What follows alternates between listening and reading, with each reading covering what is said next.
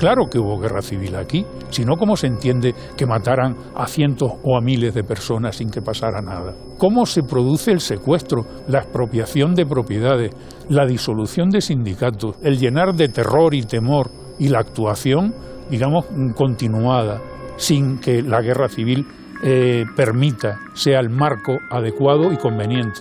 Claro que hubo guerra civil, hubo vencidos y vencedores, y además no solo eso, sino que la guerra civil en Canarias tiene una característica, digamos, específica, que es la primera guerra civil entre canarios.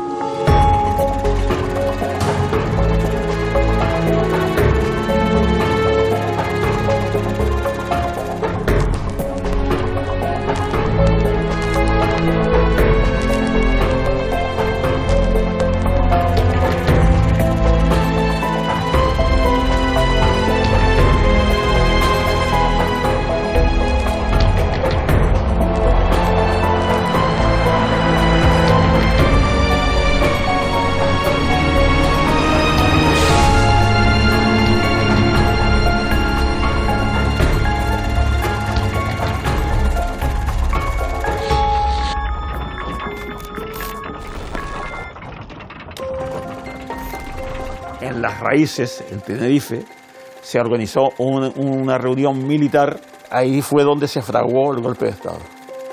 Desde que llegó a Canarias, entró en contacto con sectores de la sociedad conservadora de Tenerife y de Las Palmas, que no le gustaban cómo estaba la situación de la República.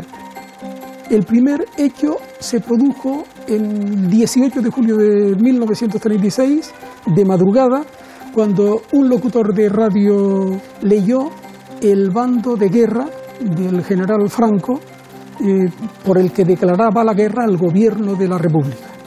Pues la población se posiciona conforme a su ideario mayoritario en aquella ocasión, que era republicano y de izquierda.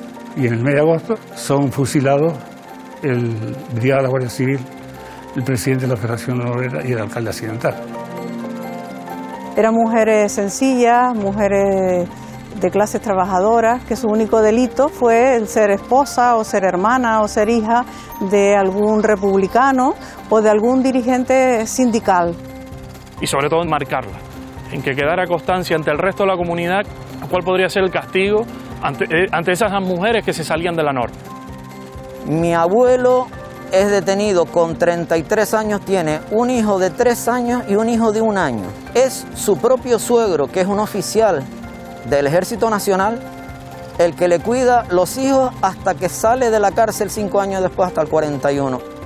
Franco, en una entrevista que le hicieron en un periódico inglés, dijo que tendría que morir 1 millón de españoles para que hubiera paz en España. Sucedió hace 85 años, pero tuvo unas repercusiones tan amplias que a día de hoy aún se sigue hablando de la Guerra Civil Española y sus efectos en el país a lo largo del tiempo, un penoso conflicto que dio la vuelta al mundo. Casi 3 años de guerra entre el 18 de julio de 1936 y el 1 de abril de 1939, que enfrentó a fuerzas militares sublevadas contra el gobierno de la República, a nacionales contra republicanos. Mientras los insurgentes contaban con el apoyo de los italianos y alemanes, los republicanos tenían de su lado a la Unión Soviética. The New York Times envió corresponsales a cubrir a cada bando. Ernest Hemingway escribió numerosos artículos sobre el conflicto, que más tarde le sirvió de base para una de sus obras más famosas, ¿Por quién doblan las campanas? Y el bombardeo de Guernica sirvió de inspiración a Picasso para pintar su cuadro más célebre. En las islas la guerra civil también tuvo secuelas, no solo a nivel humano, sino también económico y social. Hoy, en Objetivo Canarias, profundizamos en cómo se vivió la contienda en nuestro archipiélago y las consecuencias que dejó en las décadas posteriores.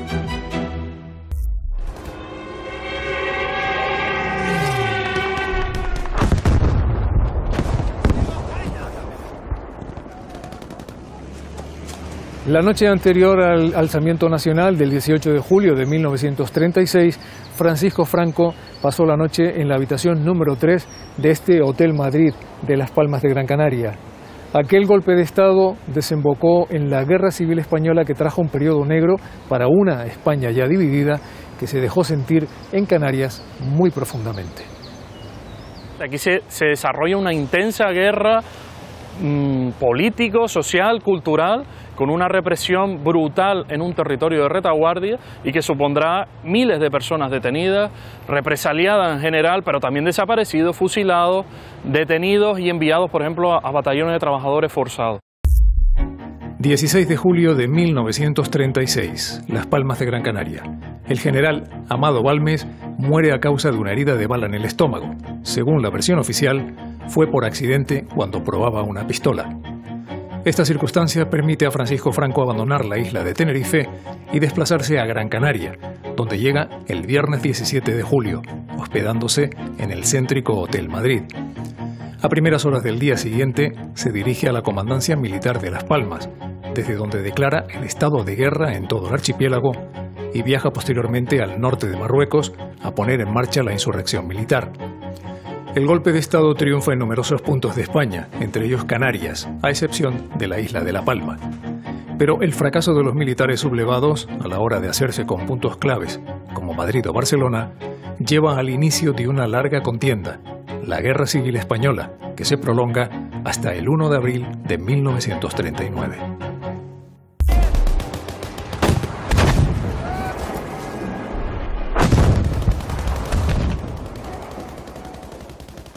El 14 de abril del año 1931, en unas elecciones municipales, gana la fuerza de izquierda y se proclama la República.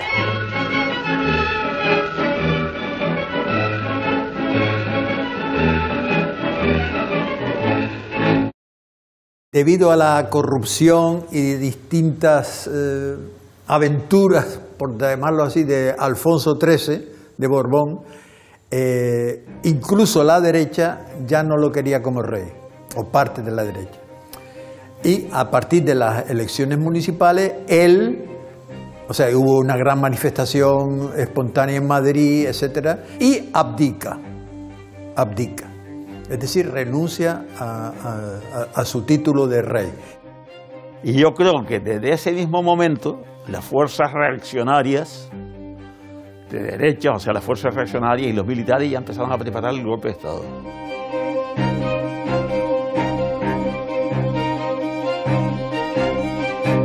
¿Tan mal lo hizo o qué tan mal interpretó la derecha española que lo había hecho la Segunda República como para que esa crítica y ese malestar culminara en un golpe de Estado? La derecha antirrepublicana va a conspirar, va a participar en la conspiración general desde casi el advenimiento de la República, ¿no?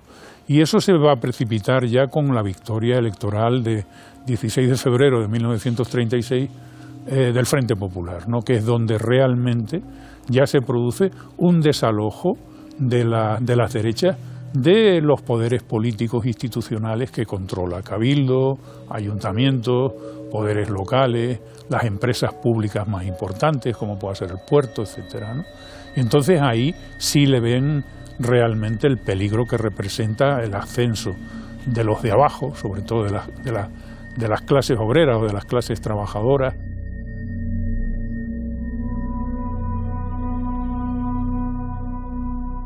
Esas últimas semanas, ¿cómo eran? ¿Cómo era el ambiente? ¿Qué se vivía en la calle? ¿Qué se palpaba?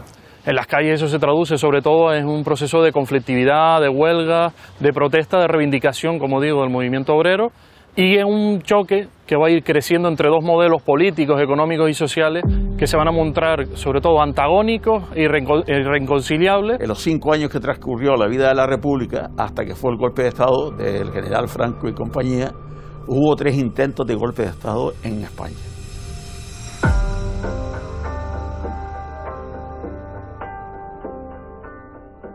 No deja de ser curioso que a Franco se le destierra, entre comillas, a Canarias como principal sospechoso de un golpe de Estado, y precisamente es aquí en Canarias donde fragua ese golpe de Estado. Claro, la República intentó, enviando a puntos alejados de Madrid, a distintos militares que pudieran, llevar a cabo un golpe de Estado, con la idea precisamente de desunirlos, de incomunicarlos, y justamente lo que consiguió fue lo contrario. El gobierno del Frente Popular, que eran republicanos, se movía entre Cila y Caribdis, ¿no? O sea, entre un peligro y otro. Le tenían más miedo quizás a la clase obrera que a un golpe de Estado de su propio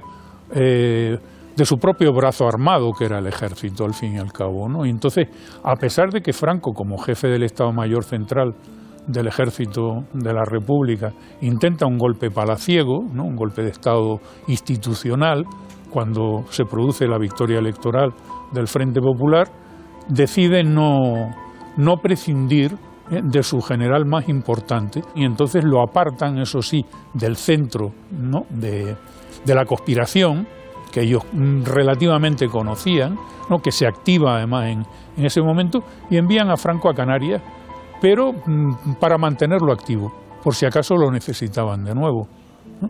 Y entonces, claro, en ese sentido, pues a Franco se le da, digamos, un campo de maniobra excelente. ¿Cómo fueron esos preparativos de ese alzamiento? Desde que llegó a Canarias entró en contacto con sectores de la sociedad conservadora de Tenerife y de Las Palmas, que no le gustaba cómo estaba la situación de la República y que se planteaban una alternativa violenta para acabar con el gobierno de izquierda. La burguesía, esos grupos de poder van a empezar a establecer contactos ya con el comandante militar, que en ese momento era Franco, y cómo eso influye posteriormente en ese proceso que se abre a partir del 18 de julio. Franco hubo momentos que estuvo bastante apartado de la organización del golpe de Estado que tuvo después lugar en julio. Durante la primavera que Franco estuvo en Canarias, en realidad el organizador, el verdadero cerebro del golpe fue el general Emilio Mola. Franco es un personaje mucho más importante del que el propio franquismo luego en los años 60-70 reescribe la historia, trata de reescribir la historia, ¿no? Haciendo aparecer a Franco que era un señor que pasaba por allí y lo obligara un poco menos a dar el golpe de Estado, cosa que es una falacia absoluta. El golpe de Estado se venía preparando desde febrero de 1936, ¿no? Ya de una forma definitiva. Cuando él vio que la situación en España había alcanzado ya un grado de radicalización fuerte, como para contar con un apoyo social y de sus compañeros de armas suficiente, entonces es cuando se decide. Y eso no ocurre hasta la muerte de Calvo Sotelo, que era el jefe de la oposición. En Las Raíces, en Tenerife, se organizó una reunión militar, y ahí fue donde se preparó, desgraciadamente nos cabe ese honor, y digo desgraciadamente, ahí fue donde se fraguó el golpe de Estado. Hay una foto famosa de él en Tenerife con toda la oficialidad, o casi toda la oficialidad, etc. Y donde ya están en marcha el golpe. Después Franco vino al entierro del general Balmes, que dice que se había suicidado o limpiando una escopeta o una pistola y tal, y resulta de que no fue así. Se dice que a este general lo asesinaron. O sea, eso fue que seguramente se lo cargaron porque él no tuvo agresión ninguna al levantamiento militar. 3 días antes del golpe de Estado es el entierro del general Balmes. Franco viene aquí, se hospeda en el Hotel Madrid, se celebra el entierro, etcétera, y ya entonces empieza, de hecho, el golpe.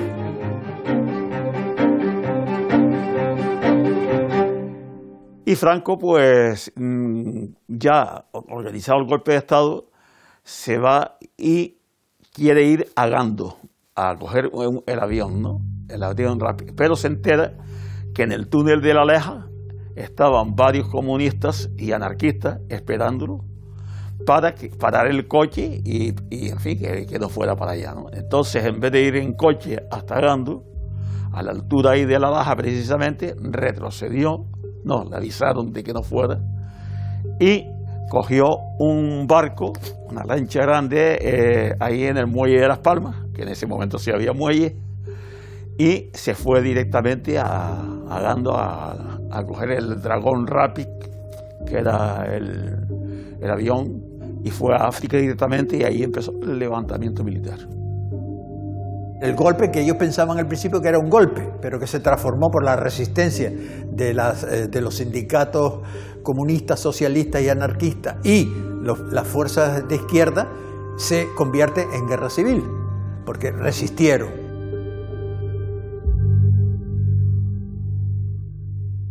Las persecuciones, los encarcelamientos y los fusilamientos estuvieron a la orden del día durante los años de la represión con todos aquellos a los que el régimen consideraba enemigos. Aquí en la isla de La Palma, como en casi todas las islas, se persiguió además a las mujeres republicanas, a quienes se humillaba públicamente rapándoles la cabeza como castigo por sus ideas políticas.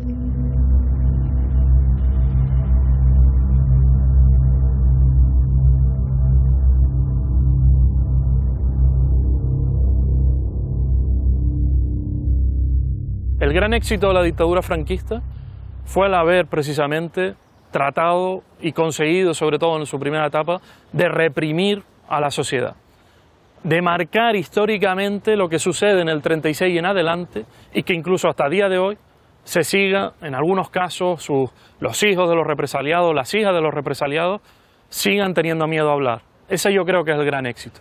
Evidentemente hubo una depuración social muy potente. 18 de julio de 1936, La Palma. Da comienzo la llamada Semana Roja, 7 días en los que se logra mantener la autoridad republicana en el territorio hasta la llegada del cañonero Canalejas, controlado por los nacionales, que obliga a desmovilizar a las milicias populares. Esta fuerte oposición al intento del golpe de Estado lleva a que la represión se ejerza de manera especialmente contundente en la isla, como lo demuestra el fusilamiento de los llamados 13 de Fuencaliente en el año 1937. Sin embargo, ningún punto del archipiélago quedó exento de las purgas. No solo se procedía a ejecuciones y encarcelamientos masivos, como en Faifes, en Tenerife, o Gando, en Gran Canaria, sino también se llevaban a cabo otros castigos disuasorios que obligaron a muchos a esconderse o a huir. Cientos de mujeres republicanas fueron torturadas y violadas. También se les obligó a limpiar los retretes públicos y se procedió a raparles la cabeza como una forma de humillación. La situación de partida que va a tener Canarias a partir del 18 de julio de 1936 viene marcada por la detención de los principales líderes republicanos y del movimiento obrero, y con acciones de resistencia que nos vamos a encontrar en determinados puntos de las islas, sobre todo en las zonas agrícolas del norte y especialmente en aquellos puntos donde la organización obrera es mayor. Evidentemente, si nos situamos, por ejemplo, en islas no capitalinas como La Palma y La Gomera, nos encontraremos con una fuerte organización comunista que influirá sobre todo en esas muestras de resistencia. El caso más destacado en Canarias lo encontramos en la denominada Semana Roja, que se da en la isla de La Palma entre el 18 y el 25 de julio del 36.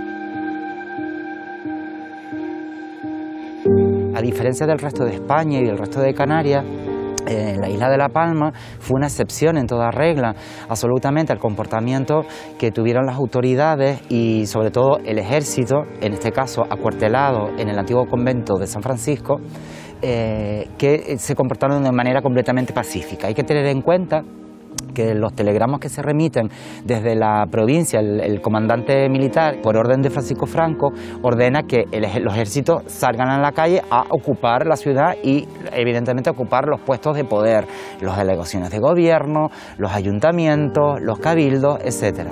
En la isla de La Palma se no ocurrió, es decir, que el ejército se mantuvo, digamos que atrincherado en el propio cuartel, porque temían que los grupos de milicianos que se organizan inmediatamente tras el golpe de Estado pues fueran, digamos, a atacarlo. Por otro lado también esta otra cuestión, que es que eran familiares, y no estamos hablando de militares que estaban procedentes de la península, por ejemplo, que estaban establecidos aquí en la comandancia militar, sino que eran palmeros también, con lo cual tenían que salir a las calles a matar de alguna forma o a apresar a sus propios parientes, a sus propios hermanos, sus propios vecinos de toda la vida, etc. Y digamos que querían evitar esa confrontación.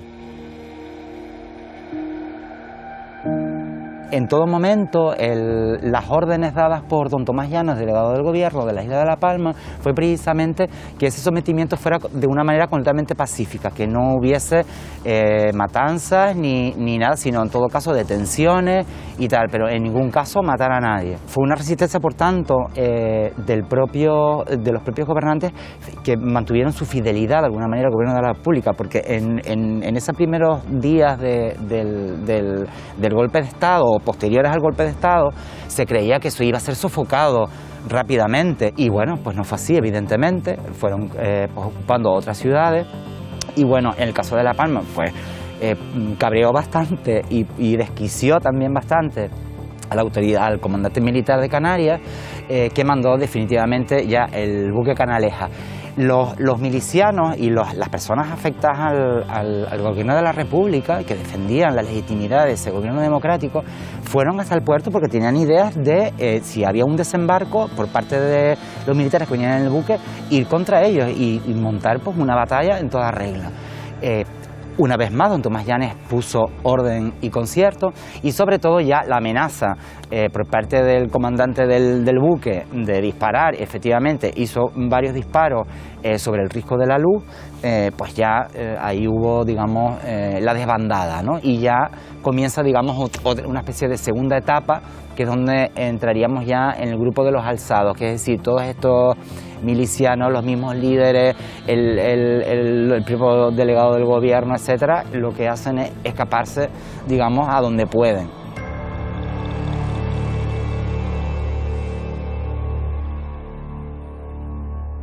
Vallehermoso, la noche de fogueo, ¿que consistió en qué, básicamente? Bueno, el fogueo se viene a traducir en esa resistencia que se da por parte no solo de los sectores de la población de Vallehermoso, sino también de las autoridades. Ahí nos vamos a encontrar al teniente Mas Canosa de la Guardia Civil, que va a resistir y que va a estar del lado de la República. Eso evidentemente le va a costar tiempo después el ser fusilado y por tanto, digamos, el proceso de represión que se hable contra él y contra aquellas personas que han participado de la resistencia en La Gomera.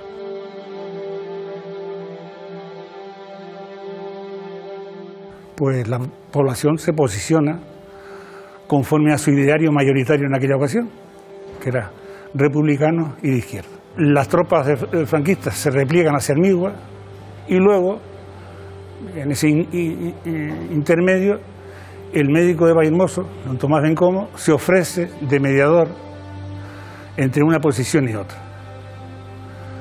Se establecen negociaciones y al final, pues, entiendo que, sabiendo la situación militar en que se encontraba tanto Canarias como la isla de La Gomera, se decide cesar el enfrentamiento militar. Entonces hay un pacto, digamos, de que no va a pasar nada, entre comillas, y pasó lo que pasó, que en el mes de agosto, todo ocurre en julio, y en el mes de agosto, el 27 de agosto, son fusilados el brigada de la Guardia Civil, el presidente de la Federación Obrera y el alcalde accidental. Y el 10 de marzo del año siguiente, otros civiles, como era mi tío, y 2 ciudadanos más. La guerra civil dejó en La Gomera numerosas víctimas. Una de ellas fue Federico Vera, el último alcalde de San Sebastián de La Gomera durante la etapa republicana, que fue encarcelado por oponerse a los golpistas, como recuerda su nieto Francisco. Cuando se produce el alzamiento de los militares, pues una serie de personas de aquí de San Sebastián se reúnen para oponerse al alzamiento militar y apoyar la rebelión que se está dando en Vallehermoso. Esta reunión sale mal porque alguien los traiciona y son detenidos todos.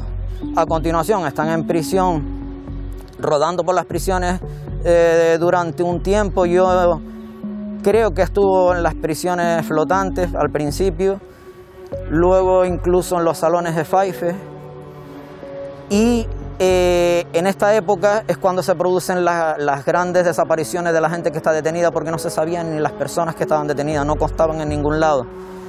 Entonces interviene un sacerdote que, para conseguir que todo este grupo de personas que estaban detenidas de San Sebastián no fueran desaparecidos, insiste, llegando a hacerse en capitanía, a negarse a marcharse de capitanía hasta que esta gente fueran juzgadas y sentenciadas para conseguir que no se desaparezcan. Mi abuelo es detenido con 33 años, tiene un hijo de 3 años y un hijo de 1 año.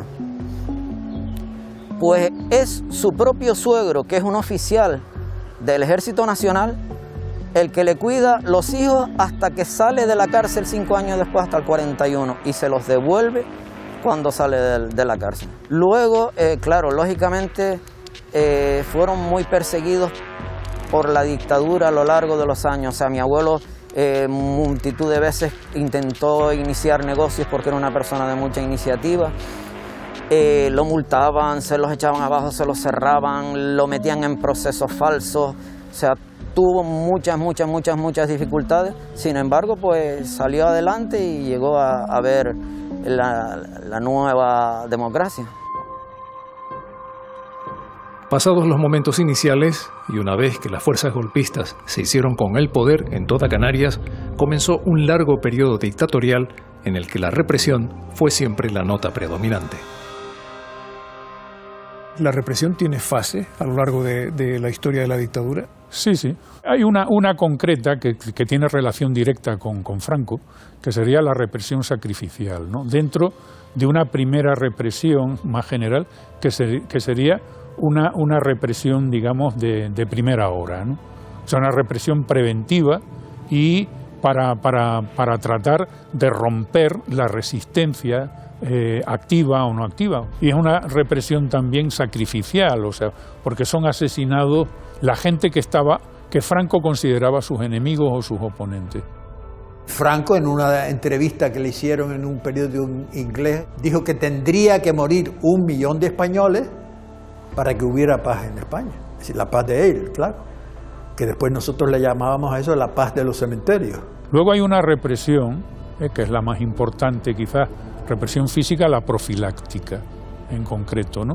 Que es ya hacer, digamos, un diezmado tanto de la resistencia como de la gente significativa, de la población, digamos, de izquierdas en concreto.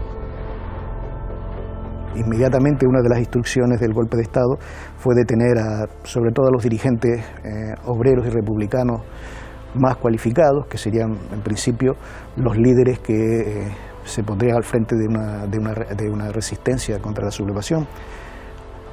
Entonces esas personas inmediatamente fueron identificadas y detenidas y encarceladas en sitios improvisados, ¿no? Podía ser el cuartel de caballería en Santa Cruz de Tenerife, un campo de concentración, la cárcel del pueblo, de la ciudad.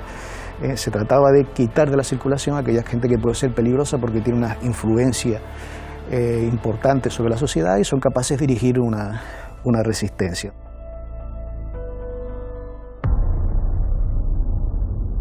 Y luego está la represión cotidiana, que ahí sí se produce porque ya, digamos, hay miles de detenidos y se produce ya la resistencia pasa a manos de los niños y de las mujeres y ahí van a ser especialmente castigadas. Los castigos que van desde palizas, golpes a las mujeres, palizas que incluso se les dan en los lugares de interrogatorio, que muchos de ellos eran improvisados, bien los cuarteles de Falange, bien en antiguas dependencias del gobierno que incautan los militares rebeldes. Y entre ellas también, aparte de las palizas, pues hubo violaciones.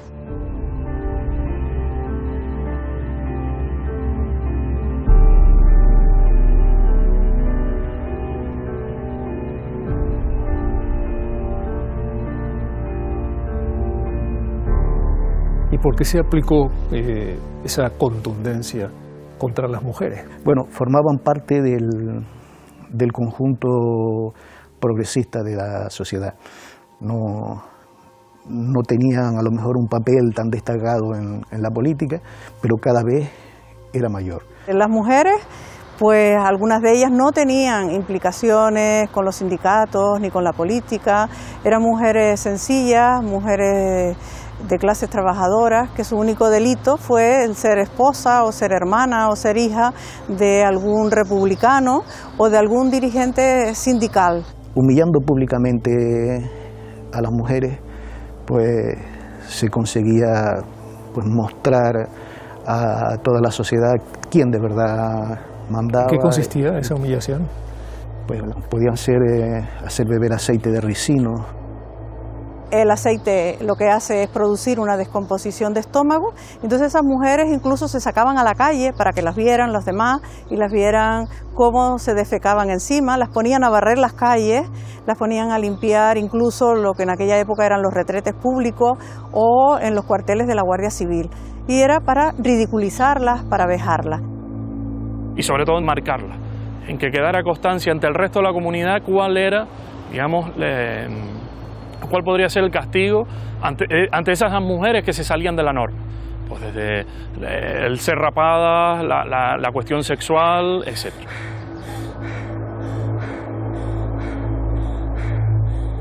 El raparlas pues era una manera de hacerlas perder la identidad femenina. El pelo pues tiene un simbolismo para la mujer, pues está muy asociado a la feminidad, el llevar el cabello largo, pues las rapan, porque es una manera de humillarla.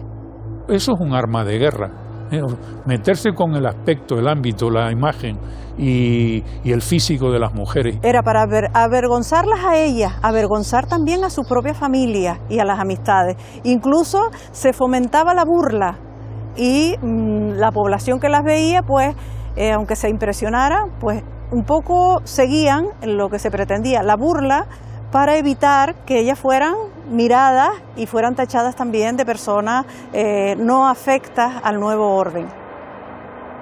No era una represión sangrienta, no se metía en la cárcel a nadie, pero diariamente en todos los pueblos de Canarias hubo personas que eran testigos de que, si no en un pueblo en otro, sino en una isla en otra, personas que fueron testigos de este tipo de incidentes. Las distintas represiones tenían como cometido eliminar toda posible resistencia al régimen. Al elemento disuasorio se le unió una feroz campaña propagandística en la que los medios de comunicación tuvieron mucho que ver.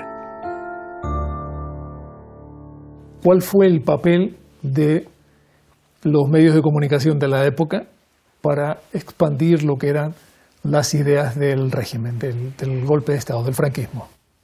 Bueno, un papel fundamental en Canarias y en España jugó Radio Club Tenerife.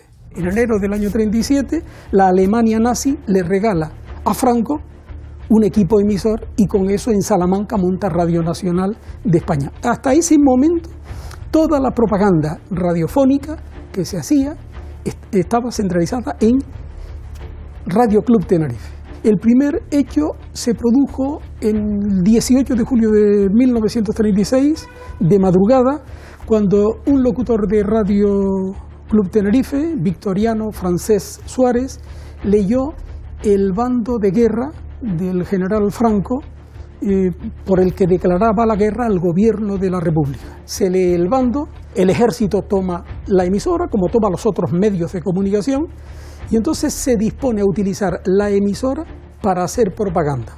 Lo primero que hace es conectar el equipo emisor con un equipo emisor de 20 kilovatios que tenía la compañía telefónica en el tablero. Y ya empieza sistemáticamente, con discursos, etcétera, a hacer propaganda por la causa de los golpistas contra el gobierno de la República. En aquella época el espectro radiofónico estaba tan limpio que eso se oía en toda Latinoamérica. Y para el franquismo es fundamental para dar a conocer su causa fuera de España. Y tenemos que saber que en aquella época la Alemania de Hitler estaba fuerte, estaba la Italia de Mussolini también creciendo, y entonces parecía que iban a favor de corriente, ¿no?, en ese momento. ¿Cuál era el mensaje que mandaba el régimen para hacer público, para que cayera, para que llegara a los oídos mensaje, de todo el mundo. Sí, el levantamiento no es contra la República, el levantamiento es contra el gobierno de la República y es para defender los valores tradicionales del pueblo español. Así empieza. Pero claro, las cosas, cuando se toman estas decisiones, se empieza así y después se va complicando. Es que se me ocurre, estamos viviendo una etapa, esa etapa de la represión del franquismo, con desapariciones, encarcelamientos, fusilamientos, persecuciones de rojos, de republicanos. ¿Todo eso cómo se refleja en la radio? Si es que se refleja o no se refleja. No, eso no se refleja. El discurso de la radio es: estamos luchando somos la reserva espiritual de Europa y ya está. Y lo que cueste lo que cueste, ¿me entiendes? Evidentemente la radio no hay información, lo que hay es propaganda.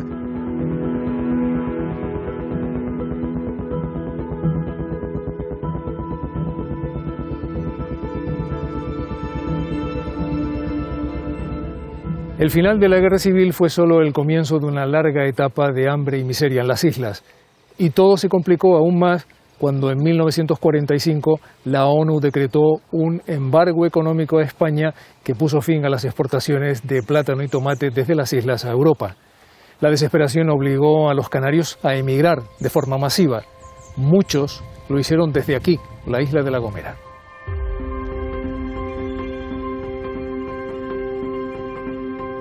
Canarias se ve inmersa en una ruptura de su modelo económico, ¿no?, que se basaba en el régimen portofranquista. 1940 y una reforma tributaria que emprende el gobierno franquista por el ministro Larraz, que introduce, entre otras cosas, un impuesto llamado de usos y consumos.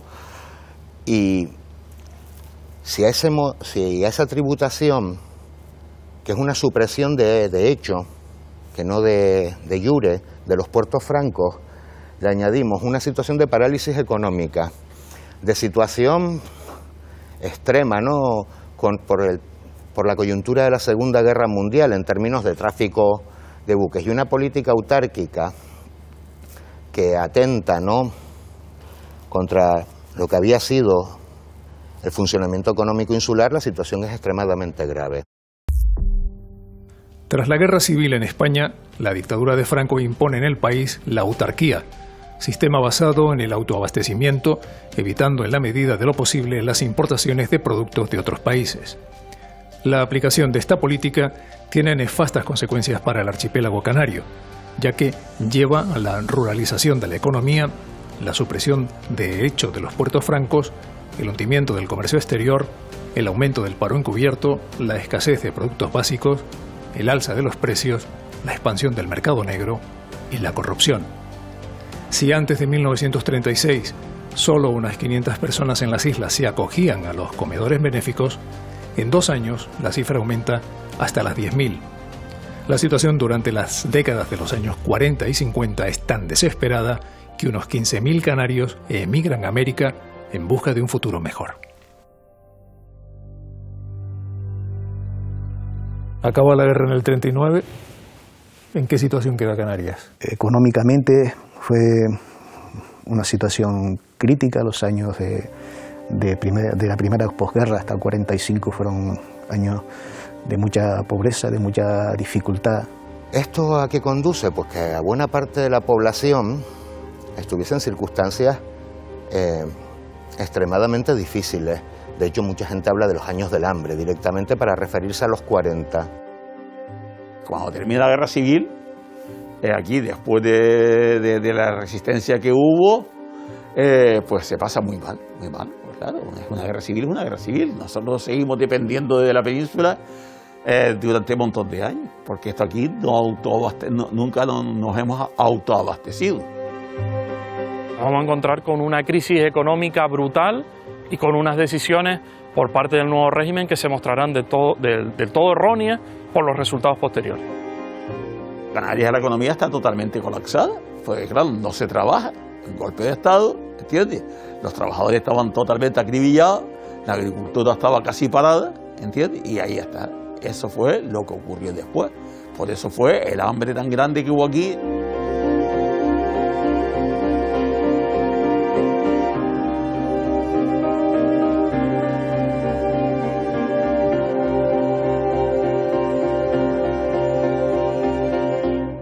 durante los años de la guerra, pues todavía había stock, había productos almacenados, pero ya después de la guerra ya es mucho menos, ¿no? Por lo tanto, las penurias eran mayores. Estamos hablando de que a partir de 1939 se generaliza el sistema de racionamiento, ¿no? Las cartillas de racionamiento, eso va a durar hasta 1952.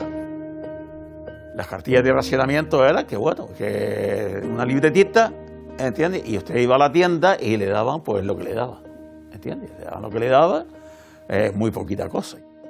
Yo me acuerdo de salir de casa con una cartilla donde te ponían un sello cada vez que recogías o comprabas, ¿no?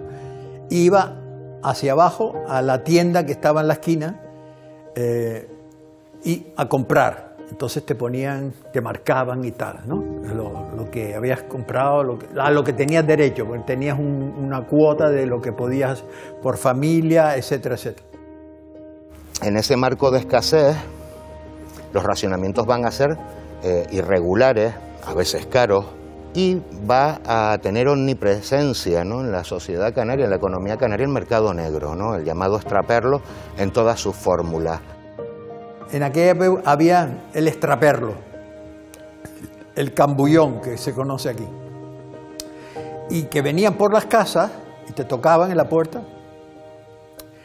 y decía, señora, necesita aceite o harina o azúcar, es decir, que no era legal, pero se ve que bien sea por los barcos, a través del cambullón, y naturalmente con consentimiento y conocimiento de determinadas policías o de determinada gente del movimiento que ponía la mano también, y esas iban por las casas y te lo vendían. El cambullón se podía hacer porque era la corrupción, una de las grandes corrupciones del régimen, y de lo cual vivían las autoridades desde el primero hasta el último. O sea, porque el Estado franquista no hay que recordarlo. O sea, se mantiene sobre dos cosas, ¿eh? O sea, el palo, el miedo y la corrupción. Las secuelas de la guerra no solo trajeron serias consecuencias económicas. La situación de extrema pobreza en la que vivía el archipiélago canario desembocó también en otros graves problemas.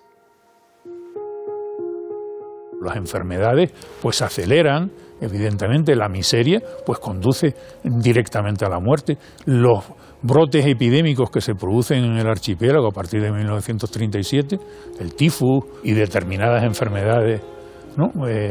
Pues provoca una enorme mortandad, vamos, muy considerable, ¿no?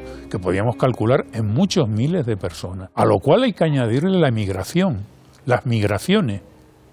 No solo la de los barcos fantasmas, que afecta pues, a unas 15.000 personas, sino que, por ejemplo, que es la última consecuencia, digamos, demográfica de la guerra, la migración a Venezuela de los años 50-60, de Tenerife se van 80.000 personas, sobre una población de unas 450.000. Podríamos hablar, porque contrasta con la propaganda que hace el régimen, del problema de la vivienda. El déficit de vivienda, la escasez se va a amplificar a lo largo de la década de los 40 e incluso en los 50. A modo de ejemplo, ¿no? En 1940 el Ayuntamiento de Santa Cruz de Tenerife planteaba que en cuevas, barrancos y chabolas vivían del orden de 850, 860 personas y más de 5.000 en ciudadelas. 5 años después, el número de personas que vivían en barrancos, cuevas, chabolas, en Santa Cruz de Tenerife, ya supera los 1.580. Hay heridas tan profundas que parece que jamás cicatrizarán. Y la Guerra Civil Española es un claro ejemplo. 85 años más tarde, seguimos hablando de ella con tristeza, con dolor y con rabia. Porque si las guerras siempre son abominables, esta lo fue especialmente, ya que enfrentó a hermanos, familias y amigos. El con nosotros o contra nosotros se convirtió en un lema no escrito, uno que cerraba para siempre la puerta al diálogo y la abría a la sed de venganza y sangre. Canarias sufrió profundamente, a veces de forma evidente con los muertos encarcelados y represaliados, y a veces de forma menos visible pero igualmente dolorosa. Se habla mucho de vencedores y vencidos, pero en realidad ahí perdimos todos. Perdimos nuestra identidad, nuestra inocencia y la posibilidad de demostrar que las personas están por encima de los ideales. Eso fue entonces. Estamos en el ahora, el momento de demostrar que podemos aspirar a ser más inteligentes, más humanos, el momento de reflexionar sobre los errores del pasado para ser mejores en el futuro. Franco empezó matando y terminó matando en el lecho de muerte. También hay beneficiarios de la guerra, ¿eh? O sea, aquí se redondean fortunas, se compraban las cosas poniendo la pistola, fincas que pasaban de propiedad, poniendo una pistola encima de la mesa, ¿no? Y yo tengo a tus hijos en Faife o tu marido está en Faife y yo quiero esta casa, quiero esta finca y quiero tal.